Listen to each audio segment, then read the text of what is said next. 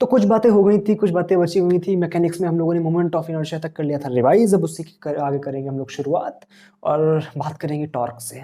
ठीक है, तो हेलो एवरीवन, वेलकम बैक। एक नई वीडियो में आपका स्वागत है और आज हम लोग मैकेनिक्स में आगे बढ़ते हुए जहां तक बात रुकी थी उसी के आगे कंप्लीट करने वाले हैं। ठीक है, काफी हद तक बातें हम लोगों ने कवर कर ली थी, कुछ बातें जो बची हुई थी उनको आज देख लेते हैं। ठीक है, तो मोमेंट ऑफ इनर्शिया में हम लोगों ने ये देख लिया था कि किस तरह से मोमेंट ऑफ इनर्शिया अलग अलग सिस्टम का हम लोग डिफाइन करते हैं। ठीक है ना, कुछ सिस्टम के मोमेंट ऑफ इनर्शिया मैंने लिखे हुए थे। ठीक है, actual perpendicular axis theorem, parallel axis theorem, ये सारी क्या थी, इसको हम लोगों ने रिवाइज कर लिया था। ठीक है, अब बात करते हैं हम लोग टॉर्क की। इसकी टॉर्क क्या होता है? सिंपल सी बात अगर बात करें तो टॉर्क हमारा किसी भी बॉडी को घुमाने में, किसी भी बॉडी को घुमाऊ इफेक्ट, है ना, क्या बोल सकते हैं, घुमाऊ इफेक्ट ऑफ फोर्स।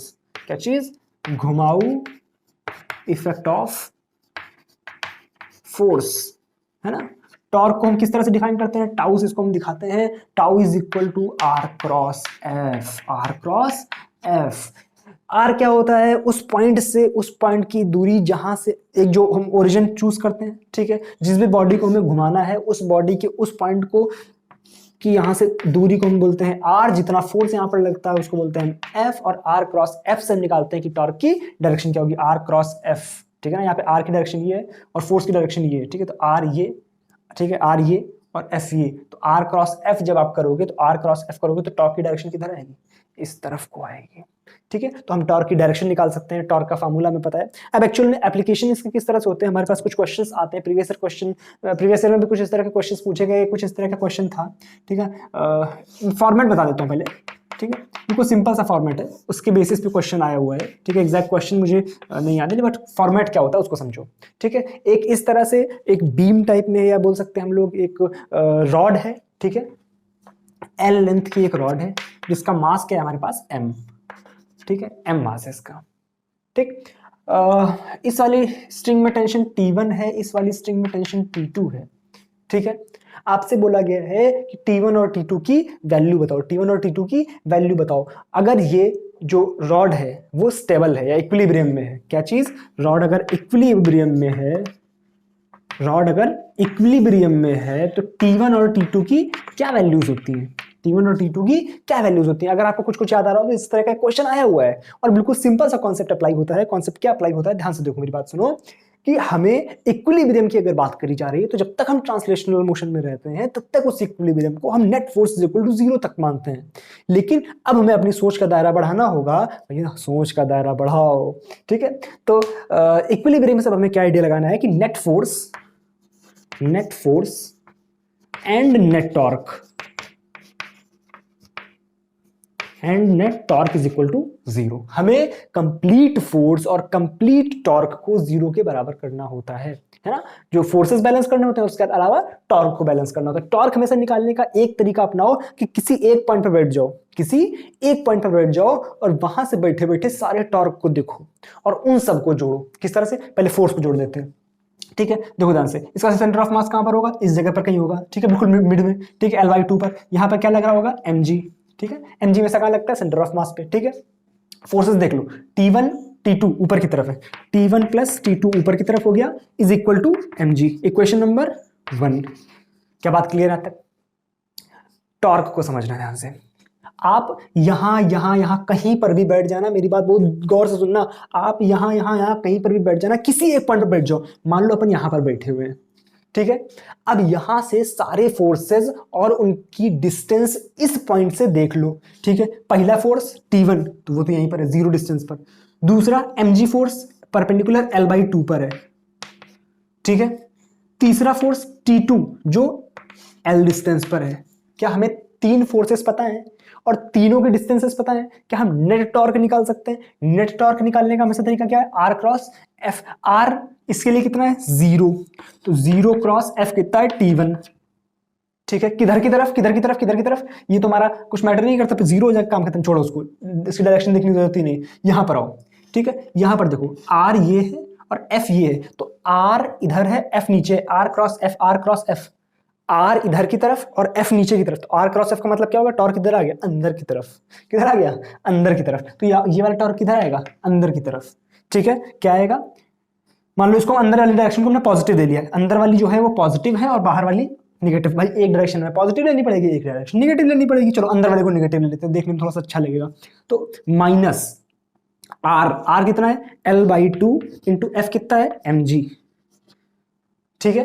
तीसरा फोर्स आ जाओ T2, T2 कितनी डिस्टेंस पर है L पर, तो L इधर की तरफ, T2 ऊपर की तरफ, R क्रॉस F किधर आएगा बाहर की तरफ, R ऊपर इधर इस तरफ R है और F किधर है ऊपर की तरफ, तो R क्रॉस F करेंगे, डायरेक्शन किधर आएगी इस तरफ को। इसका मतलब क्या है, इसकी डायरेक्शन किधर आएगी इस टॉर्क की बाहर की तरफ। ये समझते हो ना, क्रॉस मतलब गलत नहीं, क्रॉस मतलब अंदर की तरफ, पॉइंट मतलब बाहर की तरफ। ये होता है हमारे पास इन, ये होता है आउट, पेज के इन पेज के आउट, ठीक है। तो ये वाला टॉर्क अंदर की तरफ, ये वाला टॉर्क बाहर की तरफ। बात क्लियर है ना यहाँ तक।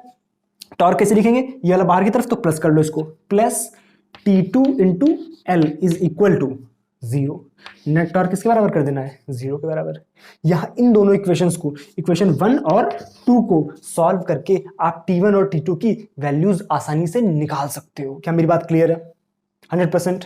देखो ये तो 0 हो गया, L से L कैंसल आउट हो गया, T2 की वैल्यू कितनी आ गई यहां से mg/2, T2 की वैल्यू कितनी आ गई mg/2। यहां पर रखोगे T2 की वैल्यू, T1 की वैल्यू कितनी आ जाएगी mg/2 उधर जाएगा, mg से घटेगा, क्या जाएगा mg/2, ये भी आ जाएगा। कॉमन सेंस पर आते हैं। रॉड है बिल्कुल सिमेट्रिक लटकी हुई है, बीच में अगर mg लग रहा है, ऊपर में दो बराबर बराबर फोर्सेस लगाने हैं, तो जाहिर सी बात है इधर mg/2 लगाओ, इधर mg/2 लगाओ, बैलेंस हो जाएगा, रॉड बिल्कुल स्टेबल इक्विलिब्रियम में आ जाएगी। क्या भेजे में बात घुस रही है, क्या बात समझ आ रही है? अगर बात समझ आ रही है वीडियो को अभी के भी लाइक करो और शेयर कर देना अपने दोस्तों के साथ, जो भी आईटी एग्जाम की प्रिपरेशन कर रहे हैं सबके साथ शेयर कर दो इस वीडियो को, ठीक है। और चैनल को सब्सक्राइब जरूर कर लेना, ठीक है ना। वो लाल वाला बटन बिल्कुल जाके तहस नहस कर दो उस लाल वाले बटन को, ठीक है, छूटना नहीं चाहिए। क्या यहां तक बात क्लियर? T1 T2 mg हमें सब कुछ बात समझ आ रही।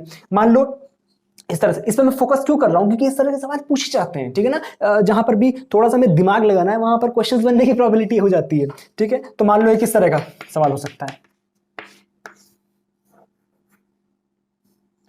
चलो टफ बना देते हैं थोड़ा सा,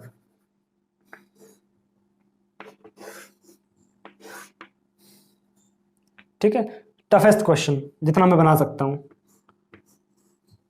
ठीक है। ये आपका मास m/2 है जो ऊपर वाला है, ठीक है, ये वाला मास m/2 है, ये वाला मास कैपिटल M है, यहां टेंशन T1 है, यहां टेंशन T2 है। क्या बात समझ आ रही है? अच्छा, इसकी लेंथ है हमारे पास L और ये इनके बीच की डिस्टेंस है हमारे पास 12/3, 12/3, और ये बिल्कुल रखा हुआ है बिल्कुल एज पर, है ना, इस तरह से एज पर रखा हुआ है। बात क्लियर?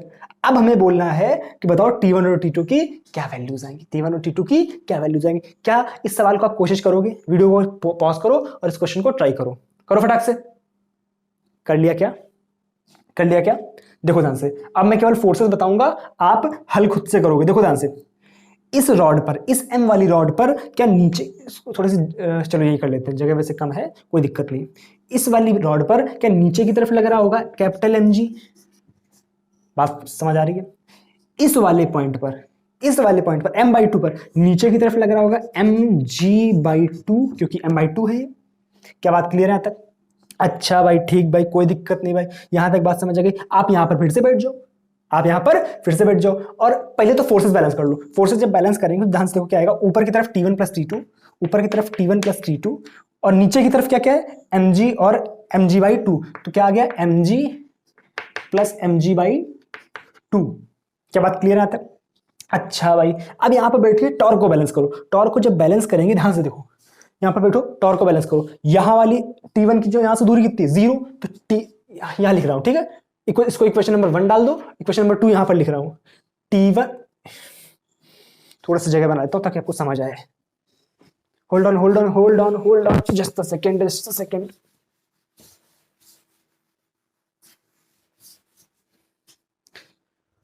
ओके, देखो ध्यान से, ठीक है। घुमाऊ क्या था? अच्छा, घुमाऊ इफेक्ट ऑफ फोर्स, ठीक है। T1 + T2 = mg + mg/2, equation number 1, ठीक है, कोई दिक्कत नहीं। अब करो यहां पर बैठ के टॉर्क को बैलेंस। फर्स्ट क्या लिखेंगे 0 × T1, कोई दिक्कत, आगे बढ़ो। देखो ध्यान से, सेंटर ऑफ, देखो आपका स्ट्रिंग्स कहीं पर भी बंधी हो, सेंटर ऑफ मास तो आपका फिक्स रहेगा, वो हमेशा बीच में ही होगा, ठीक है। यहाँ कितना आ जाएगा, ये तो L/2 पर ही होगा सेंटर ऑफ मास, यानी mg L/2 किधर की तरफ, mg सॉरी L/2 इधर है, mg नीचे की तरफ, तो r क्रॉस f करेंगे अंदर की तरफ आएगा, किधर की तरफ, r क्रॉस f करेंगे अंदर की तरफ, यानी माइनस का, माइनस mg L/2। क्या बात क्लियर है तक? आगे बढ़ो, T2 मिल रहा है कितनी दूरी पर, 12/3, T2 ऊपर की तरफ है, डिस्टेंस इधर की तरफ है, r cross f, r cross f के बाहर की तरफ आएगा। इसका मतलब क्या है कि T2 इंटू 12/3 प्लस का हो जाएगा, प्लस 2T2L/3 का करेक्ट लिखा हुआ है, ठीक है, 2L/3 इंटू T2, ठीक है। आगे बढ़ो, क्या आपको अब m/2 नीचे की तरफ है, तो r क्रॉस f के अंदर की तरफ फिर से आ जाएगा, तो फिर से माइनस का, माइनस mg/2 इंटू डिस्टेंस कितनी पूरी L is equal to 0। First equation क्या थी हमारे पास, T1 plus T2 is equal to 3mg/2, 3mg/2। क्या यहां से आप इन दोनों इक्वेशंस को सॉल्व करके T1 और T2 की वैल्यू निकाल सकते हो? बिल्कुल निकाल सकते हो। क्या सवालों में कोई दिक्कत आ रही है? क्या बात दिमाग में जा रही है? 100% पक्का समझो इसको। देखो क्या किया, अगर नहीं हुआ तो देखो कहां गलती कर रहे थे, ठीक है। ये होगा इसका कंप्लीट सॉल्यूशन। आप इसको सॉल्व करते रहो, आंसर आ जाएगा, ठीक है। एल से एल यहाँ पे मर जाएगा, यहाँ क्या बचेगा आपका mg/2, तो इधर आप सॉल्व कर लेना, ठीक है। आप किसमें क्या T2 की वैल्यू यहाँ से निकालो, इसमें पुट कर दो, T1 की वैल्यू निकल आएगी। बात क्लियर यहाँ तक? तो इस तरह से हम लोग टॉर्क के क्वेश्चंस को करते हैं, ठीक है। हमें एक पॉइंट देखो, केवल इसी तरह के क्वेश्चंस नहीं, कई तरह के क्वेश्चंस बन सकते हैं। तो हमें ध्यान क्या रखना है कि आपको ये कि सिंपल सी बात, हमें एक ओरिजिन चूज कर लेना है और उसके बाद वहां से डिस्टेंसेस नापनी है और r क्रॉस f करके डायरेक्शन देखनी है। पक्का? हमेशा अप्रोच मैटर करती है कि किसी क्वेश्चन को हम कर किस अप्रोच से रहे, ठीक है। चलो उतार लो इसको।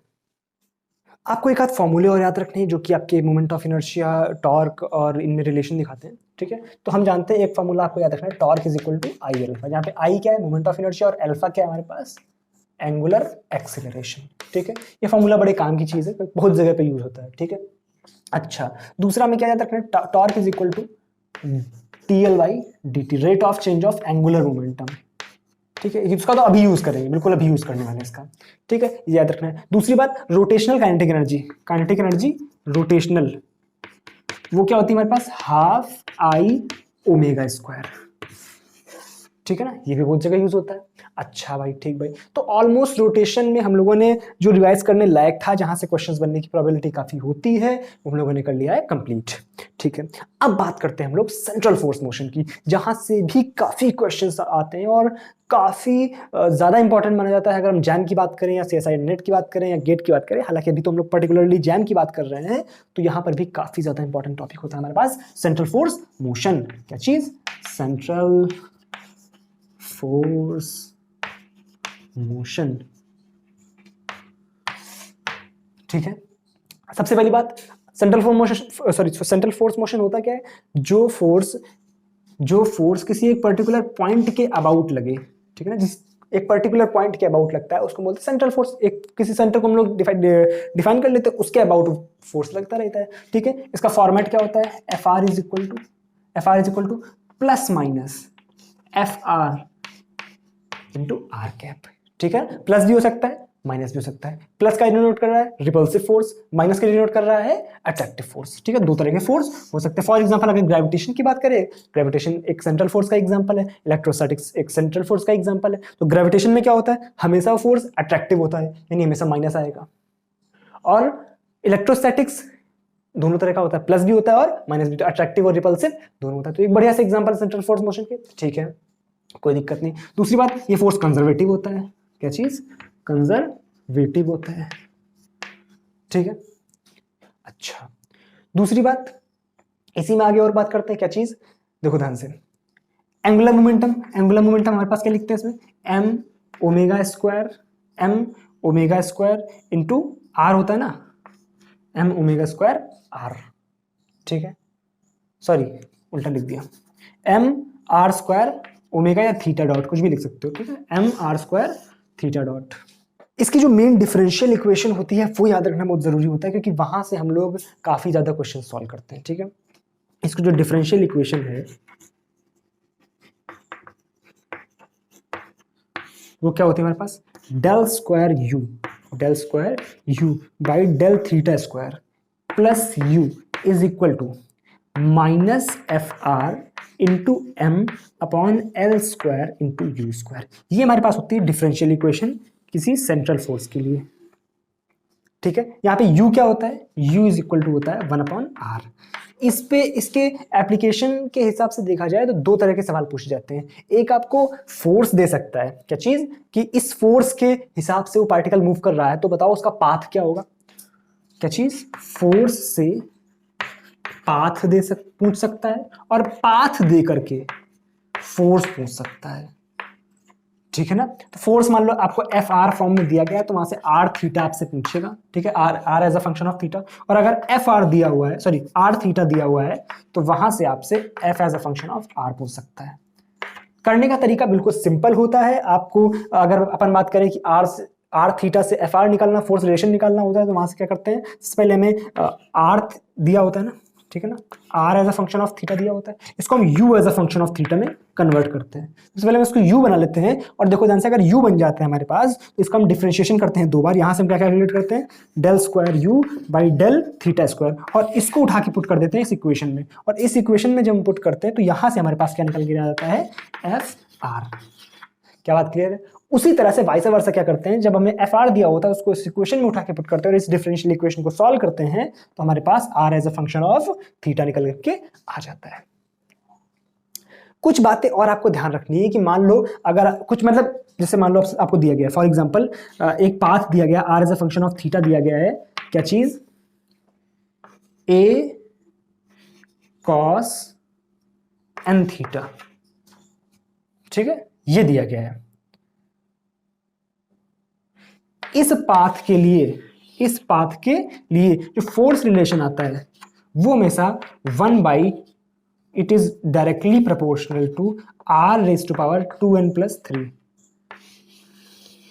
ठीक है ना, एक आधी आप रिलेशन याद रखोगे तो क्या होगा, आपको आसानी से बहुत ज्यादा इसमें भाई करना क्या पड़ेगा, पहले उसको हम चेंज करेंगे यू के फॉर्म में, ठीक है, उसका दो बार डिफरेंशिएशन करेंगे, फिर इस इक्वेशन में आके पुट करेंगे, वहां से रिलेशन निकल के आता है। ठीक है, तो आपको अगर आप डायरेक्ट अगर रिलेशन याद रखे हो तो वहां से क्या होता है कि इजिली हमें थोड़ा सा हेल्प मिल जाती है, डायरेक्ट एन की वैल्यूज पुट करते हैं और हमारे पास आंसर आ जाता है। ठीक है, हालांकि इसका एक मेथड और होता है, अगर आप थोड़ा सा मैथमेटिक्स की तरफ जाएंगे तो आप मैथमेटिक्स में इसका एक रिलेशन पढ़ते हैं जहां से हम डिफरेंशियल कैलकुलस, हमारे पास एक टॉपिक जो होता है डिफरेंशियल कैलकुलस, वहां से मैंने खोजबीन करके एक मेथड बनाया है। ठीक है ना, वो मेथड मेड बाय मी है,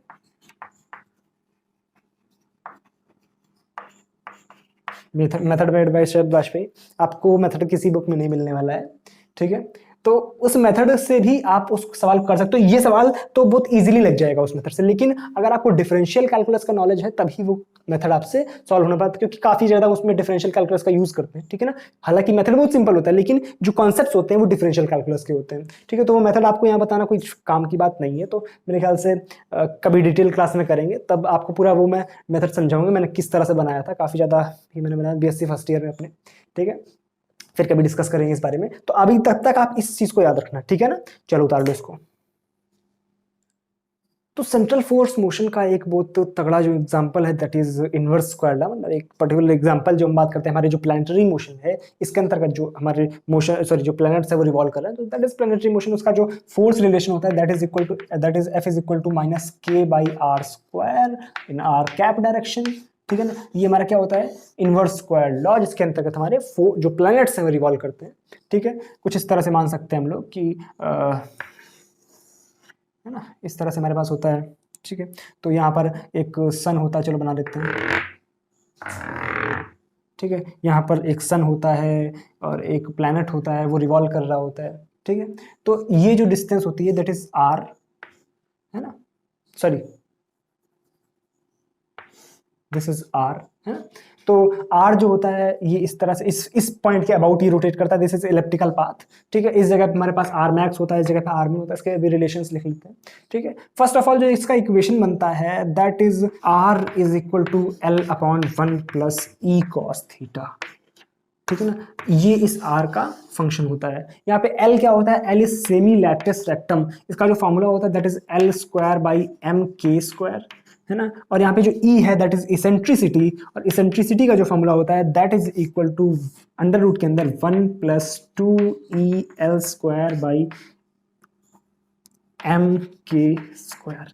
ठीक है ना, बहुत काम की चीज, बहुत ज्यादा बेनिफिशियल चीज, यहाँ से आपके काफी क्वेश्चंस हल हो जाने वाले हैं यहाँ से। ठीक है, अच्छा ठीक है, ये तो बिल्कुल बेसिक सी बात है, आपको ध्यान रखना। ये क्या है, इसेंट्रिसिटी, ये क्या है, सेमी लैटिस रेक्टम, एल क्या है, एंगुलर मोमेंटम, एम के क्या है, यही वाला के है। ठीक है, बाकी सब कुछ पता हुआ आपको, थीटा क्या है, ये वाला जो एंगल है। ठीक है, अच्छा अब ध्यान क्या रखना है, ध्यान ये रखना है कि ई की वैल्यूज के साथ में मोशन का जो पाथ है, जो सॉरी पार्टिकल का जो पाथ है, वो क्या किस तरह से डिसाइड होता है कि अगर ई की वैल्यू 0 है तो पाथ सर्कल होगा। ठीक है ना, ये आपने अगर पढ़ा होगा ध्यान से, तो जब हम लोग 12th में पढ़ते हैं या बीएससी में अपने पढ़ते हैं, तो इस तरह से हम लोग जब वो पैराबोला, इलिप्स ये सब पढ़ते हैं, तो उसकी प्रॉपर्टीज के अंतर्गत ही आता है कि एसेंट्रिसिटी की वैल्यूज पे जो पाथ होता है वो किस तरह से डिसाइड होता है। ठीक है ना, अगर ई की वैल्यू लेस देन 1 है, ई की वैल्यू लेस देन 1 है, तो जो पाथ होगा दैट विल बी इलिप्स, चीज इलिप्स। ठीक है, ई की वैल्यू अगर इक्वल टू 1 है तो पाथ होगा पैराबोला। क्या होगा, पैराबोला, आई डोंट नो क्या बोला। ठीक है, और अगर ई की वैल्यू ग्रेटर देन 1 है तो पाथ होगा हमारे पास हाइपरबोला, वो भी क्या बोला। ठीक है, अगली बात, ये चीज आपको बिल्कुल माइंड में रखनी है। रात को अगर 3 बजे भी पूछ रहे हैं बेटा बताओ अगर ई की वैल्यू इक्वल टू 1 है तो पाथ क्या है, तो आपके दिमाग में तुरंत पैराबोला चलना चाहिए। अगर हम लोग ई की वैल्यू लेस देन 1 बोलते हैं तो तुरंत दिमाग में इलिप्स आना चाहिए। अगर बोल दे इज इक्वल टू 0 तो सर्कल, इज ग्रेटर देन 1 तो हाइपरबोला। ठीक है ना, बिल्कुल रात को 3 बजे भी अगर बोला आपसे बोलो तो आपको मुंह से हाइपरबोला ही निकलना चाहिए। ठीक है, दूसरी बात, अगर ई एनर्जी, यहाँ पे ई क्या है, एनर्जी, ई क्या है यहाँ पर, एनर्जी, टोटल एनर्जी। ठीक है ना, टोटल एनर्जी, तो अगर टोटल एनर्जी आपकी नेगेटिव है, टोटल एनर्जी आपकी नेगेटिव है, नेगेटिव का मतलब सिंपल लेस देन 0। ठीक है, नेगेटिव है तो पाथ जो होगा वो बाउंडेड होगा। क्या चीज, बाउंडेड होगा। तो बाउंडेड में भी 2 कंडीशंस होती है आपकी, सर्कल हो सकता है, सर्कल हो सकता है या एलिप्स हो सकता है। ये बातें तो पता है ना कि बाउंडेड तो भाई सर्कल क्या है, ये सर्कल है और ये आपका एलिप्स है। ठीक है, पैराबोला आपका बाउंडेड नहीं होता है, हाइपरबोला आपका बाउंडेड नहीं होता है। ठीक है, तो अगर E इज इक्वल टू 0 और पॉजिटिव है तो आपका जो पाथ होगा दैट विल बी अनबाउंडेड। देखो समझो यहां से किस तरह से, आप यहाँ पे E की वैल्यू रखो -mk² / क्या रखो, -mk² / देखो यहां से क्या आएगा, यहां से क्या आएगा, mk² / जैसे आप रखोगे, सॉरी 2l², mk²/2l² जैसे रखोगे तो ये आपका कट होकर के यहाँ केवल 1 बचेगा माइनस का, और 1 से 1 चला गया, क्या बचेगा 0। तो यहाँ से E की वैल्यू क्या आएगी 0, तो क्या हो गया सर्कल। ये बात तो हमें पता है। मान लो हमने कुछ और निगेटिव टर्म रख दिया, ठीक है ना, फिर भी हमने कोई भी E इज लेस देन 0 कोई भी टर्म रखा, इसके अलावा तो यहाँ पर E हमेशा लेस देन 1 आने वाला है। क्यों, क्योंकि ये क्वांटिटी जो आएगी वो निगेटिव है, यानी 1 से कुछ घट रहा है, इसका मतलब जो स्क्वायर रूट आएगा वो 1 से और भी छोटा होगा। इसका मतलब क्या है, इसेंट्रिसिटी हमारी 1 आएगी। इसका मतलब क्या हो गया, इलिप्स। क्या हमने कंडीशंस को फुलफिल कर दिया है, क्या हमने कंडीशंस को फुलफिल कर दिया है कि बाउंडेड ही होगा अगर हमारा E की वैल्यू नेगेटिव है। सर्कल कब होगा, जब E की ये नेगेटिव वैल्यू होगी, इसके अदर देन कोई भी वैल्यू हो रही है तो हमारे पास क्या आ जाता है, एलिप्स। E की कोई भी पॉजिटिव वैल्यू रख लो, E इज ग्रेटर देन 0 रखो जरा, E इज ग्रेटर देन 0 रखो जरा, तो ये प्लस आ रहा है यानी 1 में कुछ जुड़ रहा है, यानी इसका स्क्वायर रूट जो आएगा वो 1 से बड़ा आएगा। यानी पाथ क्या हो गया हमारे पास, पाथ क्या हो गया हमारे पास, हाइपर बोला। और E की वैल्यू आप 0 रख दो, E की वैल्यू आप 0 रख दो, E की वैल्यू 0 रखोगे तो E क्या आ जाएगा 1। देख ध्यान से, E की वैल्यू 0 रखोगे तब भी क्या आएगा अनबाउंडेड, और E की वैल्यू 1 पे क्या होता है पैराबोला। क्या बातें समझ आ रही, फील आ रहा थोड़ा थोड़ा, क्या फील आ रहा थोड़ा थोड़ा, अगर फील आ रहा तो नीचे कमेंट सेक्शन में लिख दो हाँ भैया फील आ गया। ठीक है, आई होप यहां तक की बात कोई दिक्कत नहीं दे रही होगी। दूसरी बात, कभी कभी आपसे बोल सकता है जो पार्टिकल है उसका पाथ ना दे करके, उसका पाथ ना दे करके आपको वेलोसिटी दे सकता है, तो वेलोसिटी से भी हमें जज करना आना चाहिए कि क्या हमारा पार्टिकल का पाथ होने वाला है। तो मान लो अगर आपको इस तरह दिया गया है कि velocity v is equal to under root G capital M by R plus H. किसी पार्टिकल को h ऊंचाई से फेंका गया है, ठीक है, h ऊंचाई से थ्रो किया गया है। अर्थ के रेस्पेक्ट में h काफी ज्यादा होता है, ये नहीं कि हम लोग मतलब 1-2 मीटर की बात करें, काफी ज्यादा होता है, क्योंकि यहाँ पे आर क्या 6400 किलोमीटर, आर क्या है 6400 किलोमीटर, इसका मतलब इसके कंपैरिजन में अच्छा खासा इसका वेटेज होता है, ठीक है ना। तो बड़े बड़े जब हम प्लैनेट्स की बात करते हैं तो हम ये h काफी ज्यादा लेते हैं, ठीक है। तो अगर v की वैल्यू ये दी गई है तो पाथ जो होता है हमारे पास, पाथ जो होता है हमारे पास वो बनता है सर्कल। क्या बनता है? सर्कल। याद रखने वाली बातें, ठीक है ना। अगर v की वैल्यू, अगर v की value under root G M by R plus H से बड़ी है, थोड़ी सी जगह बनाए तो फिर लिखता हूं ताकि आपको समझ आए, अच्छा सा चार्ट बना हुआ, ठीक है। इस पोर्शन को मैं साफ कर देता हूं, दोबारा लिख दूंगा इसको।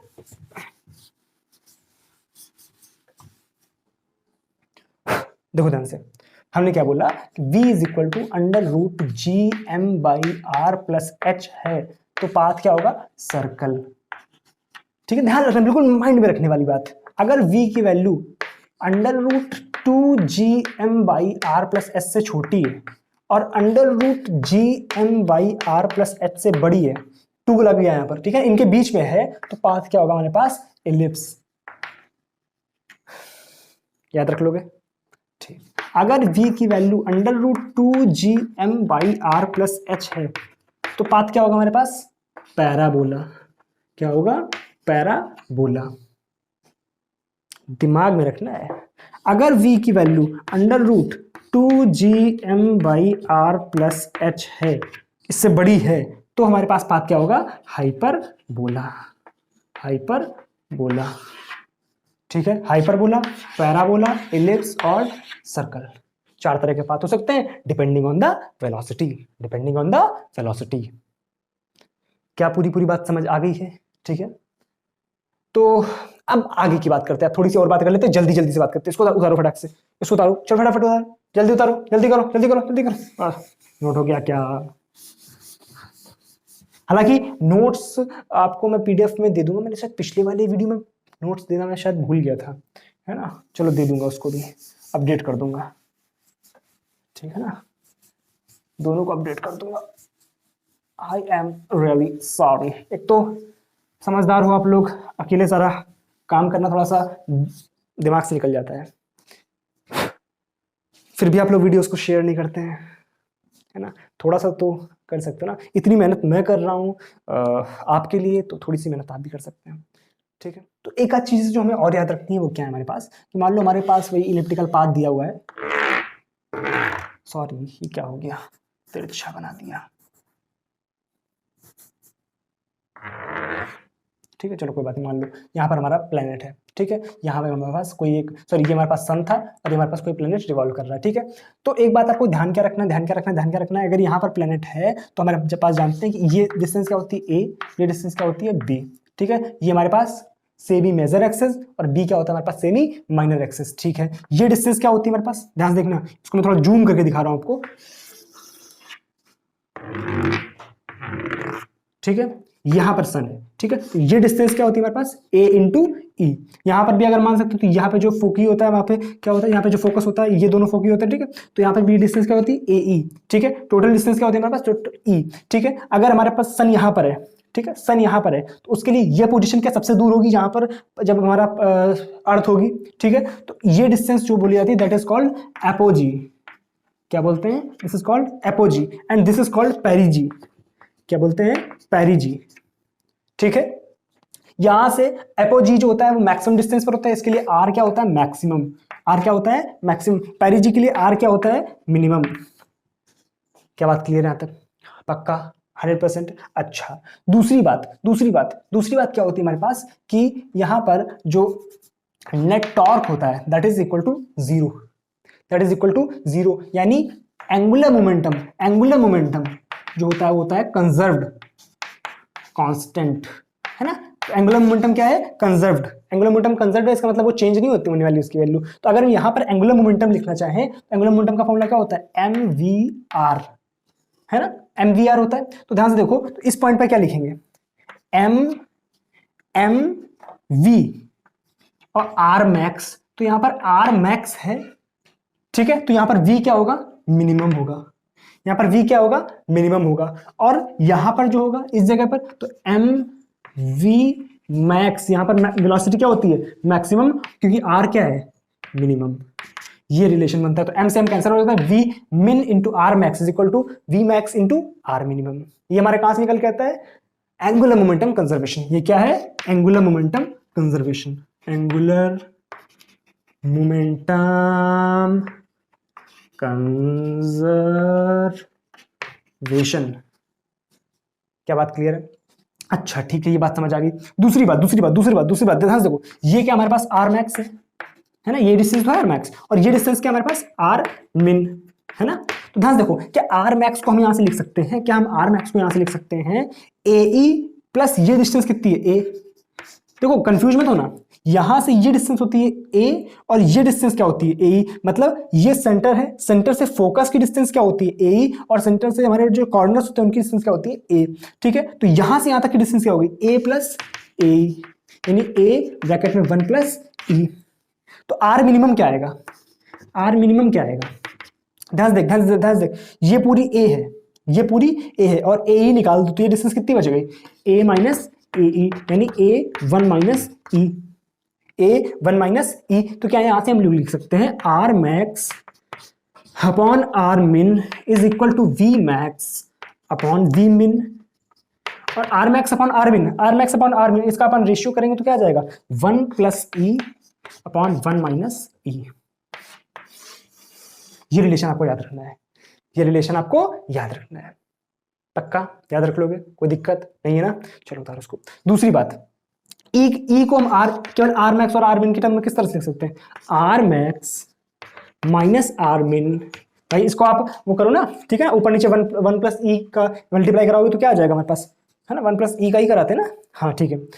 तो क्या आ जाएगा, आर मैक्स अपॉन आर मिन कर लेना ना फॉलो इसको, ठीक है, upon R max plus R min, E का फॉर्मूला ये आ जाएगा। ध्यान देखिए कि मैंने कहां से लिखा, ये मैंने सॉल्व तो नहीं किया फिर भी मुझे याद है, तो याद नहीं था, ये मैंने कॉमन सेंस से लिखा। कैसे, कि ये पाथ किस तरह का है, ये पाथ है इलिप्स। अगर आपको बातें समझ आएंगी ना तो आप कॉमन सेंस से भी कई फॉर्मूले लिख सकते हो। ये पाथ किस तरह का है, इलिप्स, पाथ कैसा है, इलिप्स। तो इसके लिए एसेंट्रिसिटी की वैल्यू हमेशा क्या नहीं चाहिए, लेस देन 1, और लेस देन 1 आएगी यानी ऊपर जो होगा माइनस वाला टर्म आ रहा होगा, नीचे क्या आ रहा होगा, प्लस वाला टर्म।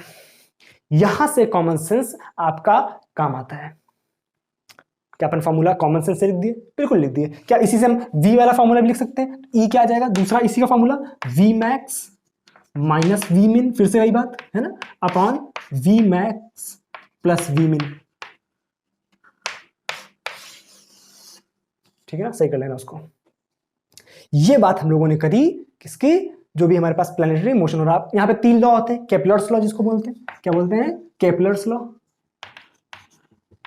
केपलर्स का फर्स्ट लॉ क्या होता है कि ये जो पाथ होता है, सॉरी हाँ, ये जो पाथ होता है, जो प्लैनेट हमारे सन के अराउंड जिस पाथ में घूम रहे हैं दैट इज इलिप्स, ठीक है, और सन कहां पर होता है, उसके फोकस पर। This is called first law, this called first Kepler's law. दूसरा क्या होता है कि एरिया स्वैप्ड, जो एरिया स्वैप होता है, इस तरह समझो कि मान लो किसी एक टाइम में उसने ये एरिया कवर किया, दूसरे टाइम में हो सकता है ये एरिया कवर करे। ये जो एरिया होता है, एरिया इन अ टाइम, ठीक है ना, वो हमेशा सेम होता है, ठीक है। और उसका जो फॉर्मूला होता है, जो डीए बाई डी टी होता है, rate of area swapping, sweep जो कर रहा है एरिया, वो होता है हमारे पास L by M R square, मेरे ख्याल से। जस्ट अ सेकंड, मुझे देख लेने दो क्या होता है। नहीं, एल बाई 2m, ठीक है ना, एल बाई 2m याद रखना इसको, एल बाई 2m, ठीक है ना। एल बाई 2m क्या होता है, जो एरिया हमारा एक यूनिट टाइम में, ठीक है ना, स्वैप करता है, एल बाई 2m होता है। This called second Kepler's law. Third Kepler law क्या होता है, जो टी स्क्वायर होता है, जो टाइम पीरियड होता है T square, this is directly proportional to A cube. A क्या हमारे पास, सेमी मेजर एक्सेस, ए क्या हमारे पास, सेमी मेजर एक्सेस है।